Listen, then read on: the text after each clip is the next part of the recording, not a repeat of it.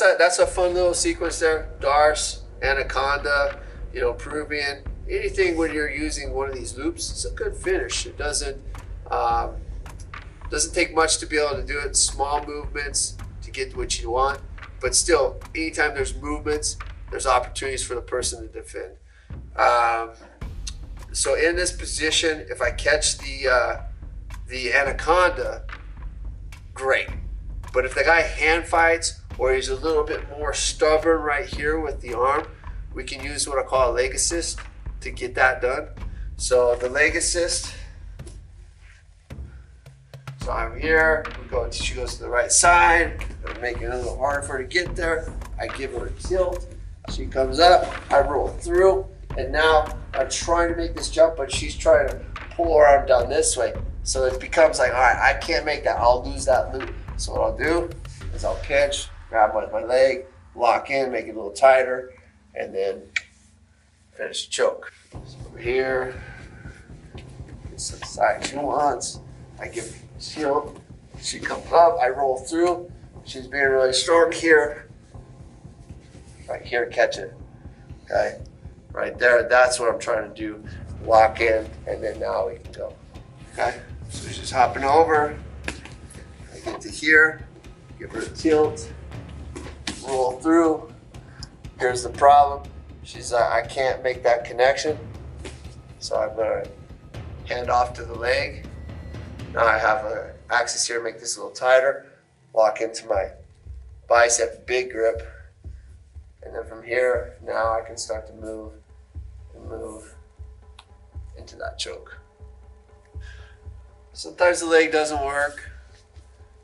You can't make the connect or the jump from your wrist or forearm to your bicep, tricep area to lock in.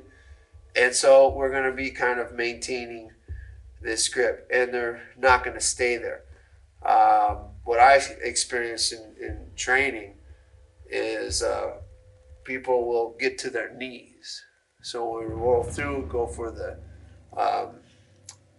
anaconda, they get to their knees. Some people try to frame on the hip. I don't worry about that too much because I can move my hips and I can kind of mess with that connection that they're trying to, or that post they're trying to create. But more commonly, I see someone go to their knees. So an example of that would be right here. And this is what I call this the gator death roll. Right? Like the gator gets a hold of a limb and tears it off.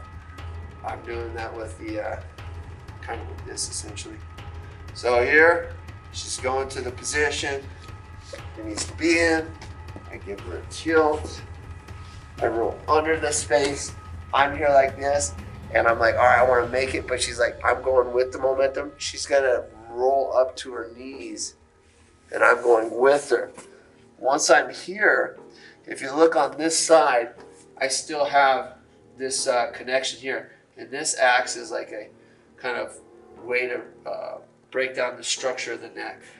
She's gonna hop over, get to this, tilt, starts to build up, roll through. She's coming up. I didn't get a chance to get the anaconda, so right here I just reposition, break down the structure of the neck with this part of the arm, roll her over, shoot this arm deeper. The bottom one, my left one here, right? Once I do that, I lock into my bicep. I lock in here. I get on my toes. And the thing I do different, I don't sit next to her. I don't try to crush her.